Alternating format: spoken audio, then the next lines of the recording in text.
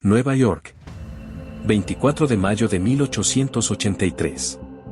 Miles de personas se agolpan en ambas orillas del East River. El presidente de los Estados Unidos está ahí. El gobernador de Nueva York está ahí.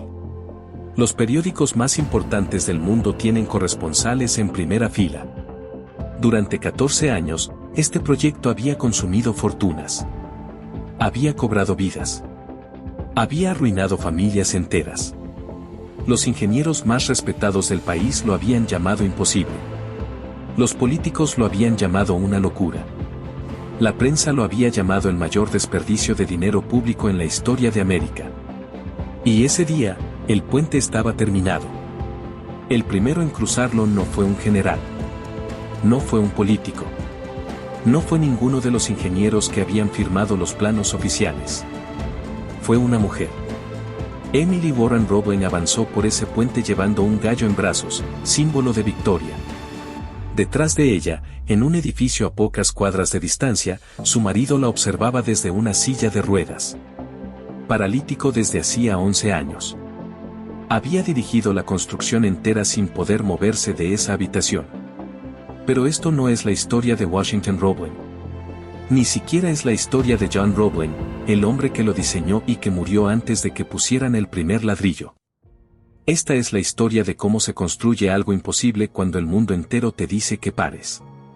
Johann Gastes Roebling nació en Mühlhausen, Alemania, en 1806. Estudió ingeniería en Berlín, donde uno de sus profesores fue el filósofo Georg Wilhelm Friedrich Hegel.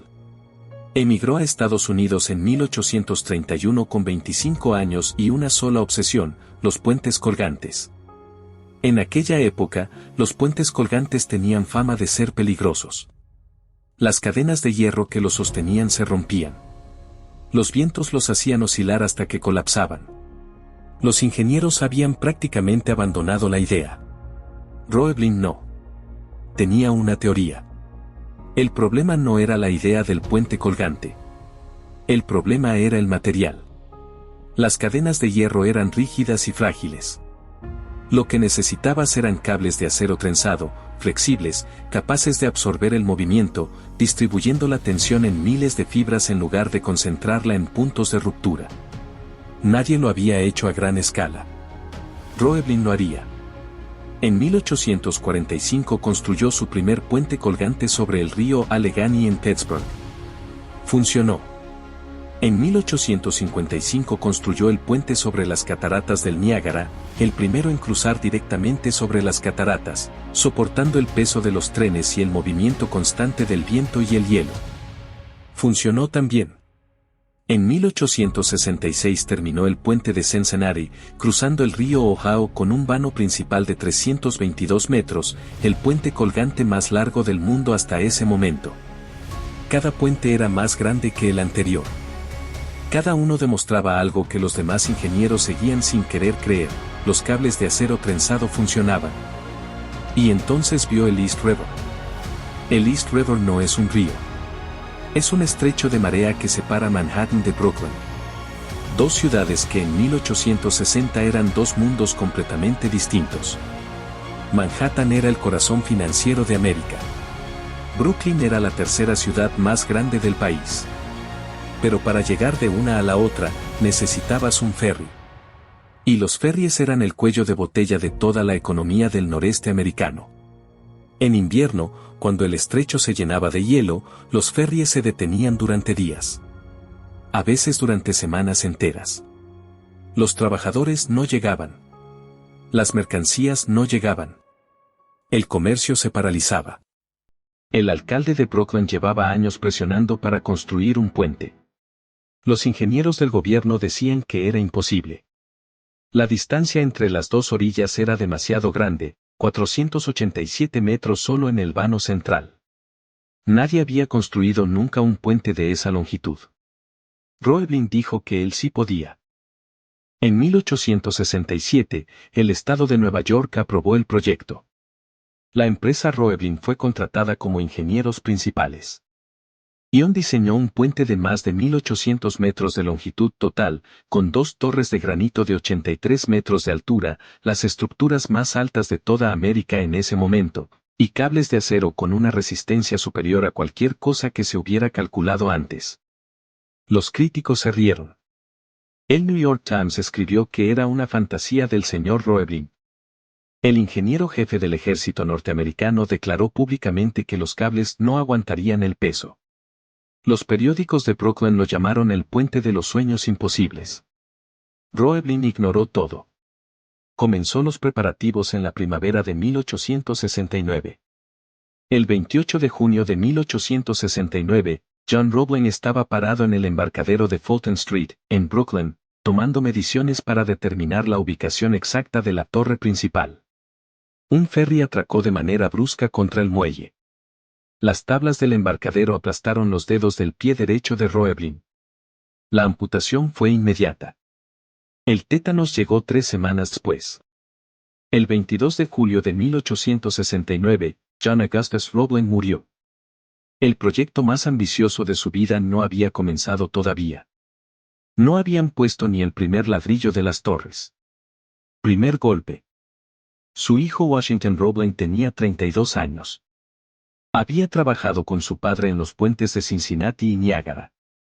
Conocía cada detalle técnico del proyecto. Asumió el cargo de ingeniero jefe y comenzó la construcción. El problema más difícil que Washington enfrentó fue el que su padre ya había previsto: los cimientos de las torres.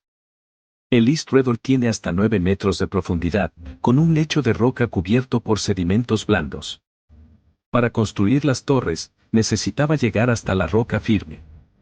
Y para llegar hasta esa roca bajo el agua, necesitaba algo que apenas existía en América: los cajones de aire comprimido. Un cajón es una cámara de madera sumergida en el río, con aire bombeado a presión para mantener el agua fuera. Los trabajadores entraban, excavaban el fondo del río, y el cajón descendía lentamente hasta encontrar la roca. Era ingeniería revolucionaria. Y era también un experimento con el cuerpo humano que nadie comprendía todavía. Los trabajadores empezaron a llamarlo la enfermedad del cajón. Entraban sanos.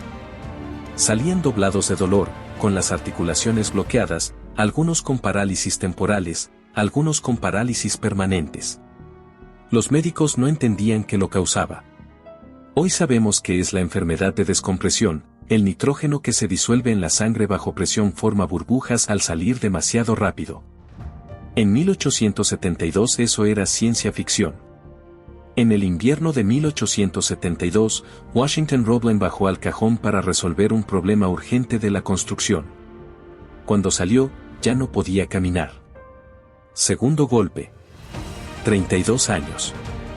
Ingeniero jefe del proyecto más importante de América. Paralítico. Los directores del proyecto querían reemplazarlo. Los políticos querían cancelar el contrato con la familia Roebling. El presidente del Consejo de Administración declaró que sin un ingeniero jefe activo en campo, el proyecto estaba técnicamente muerto. Y entonces apareció Amelie. Tercer golpe para todos los que querían ver el puente cancelado. Emily Warren Roebling tenía 28 años cuando su marido quedó paralítico. No tenía título universitario. Las mujeres no podían obtener títulos de ingeniería en América en 1872. Lo que tenía era una inteligencia extraordinaria, una capacidad de trabajo ilimitada, y la voluntad de aprender lo que fuera necesario. Durante los primeros meses transmitió simplemente los mensajes de Washington al equipo de construcción. Pero muy pronto se dio cuenta de que no podía transmitir instrucciones que no comprendía completamente. Si no entendía por qué Washington pedía tal especificación de cable, no podía defender esa decisión ante los ingenieros en campo. Entonces empezó a estudiar matemáticas avanzadas, cálculo diferencial, resistencia de materiales, especificaciones técnicas de cables de acero trenzado, análisis de carga y tensión en estructuras de suspensión. Durante meses estudió con su marido desde la habitación del enfermo. Él explicando desde la cama. Ella tomando notas, haciendo cálculos, volviendo con preguntas más precisas que las del día anterior. No era una intermediaria. Era la ingeniera jefe. Era ella quien inspeccionaba el trabajo cada mañana antes de que llegaran los demás. Era ella quien resolvía los conflictos entre contratistas en campo. Era ella quien comparecía ante el Consejo de Administración cada semana con los informes técnicos. Era ella quien negociaba directamente con los proveedores de acero en Pennsylvania.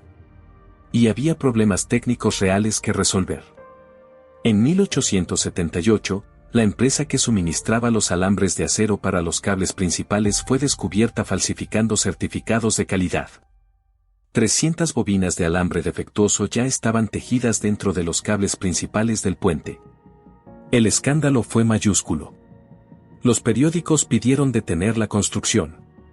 Algunos pidieron demoler lo ya construido y empezar de cero. Varios miembros del consejo querían cancelar el proyecto definitivamente. Amelie realizó los cálculos. Incluso con el alambre defectuoso, los cables principales del puente tenían un factor de seguridad de 6 veces la carga máxima esperada. Su padre político había diseñado con márgenes de error enormes, precisamente porque sabía que en proyectos de esta escala siempre aparecen variables desconocidas. Los cables aguantarían. No era una opinión. Era matemática.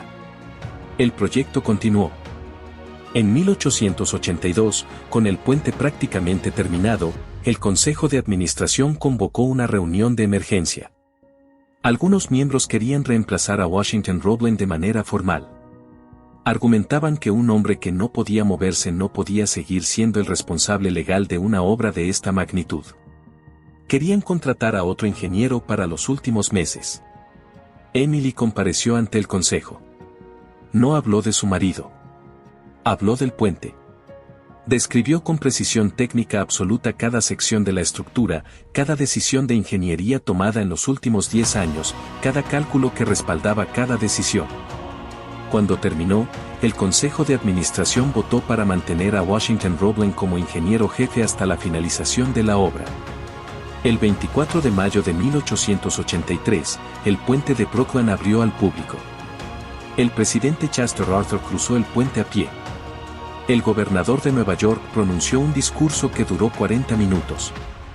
Pero fue Amelie Warren Roebling quien cruzó primero, y fue a ella a quien el Consejo de Administración dedicó las primeras palabras de reconocimiento oficial en la ceremonia de apertura. 6 días después de la apertura, una mujer gritó que el puente se estaba cayendo.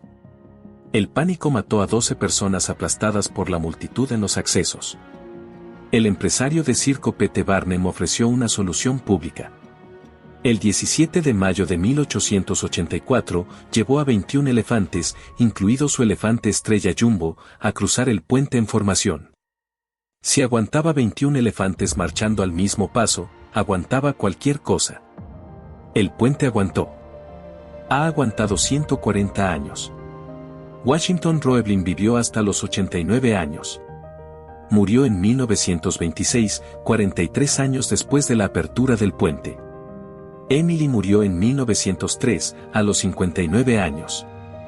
En sus últimos años estudió Derecho y se convirtió en una de las primeras mujeres en obtener un título jurídico en Nueva York. Durante décadas, los libros de historia mencionaron a John Roebling como el diseñador y a Washington Roebling como el constructor. Amelie apareció en notas a pie de página, descrita simplemente como la leal esposa que transmitía mensajes. No fue hasta 1983, exactamente 100 años después de la apertura, que una placa en la torre de Brooklyn reconoció formalmente su contribución real. 100 años. Hay una pregunta que no puedo dejar de hacerme cuando leo esta historia. Washington Roebling pasó 11 años mirando desde una ventana cómo se terminaba el proyecto más importante de su vida. Sin poder moverse. Dependiendo completamente de otra persona para que sus ideas llegaran al mundo. ¿Cuántos proyectos que creemos terminados fueron en realidad terminados por alguien que la historia decidió no recordar? No es una pregunta sobre justicia. Es una pregunta sobre qué perdemos cuando contamos solo la mitad de una historia. Suscríbete. Lo que viene es todavía más difícil de creer.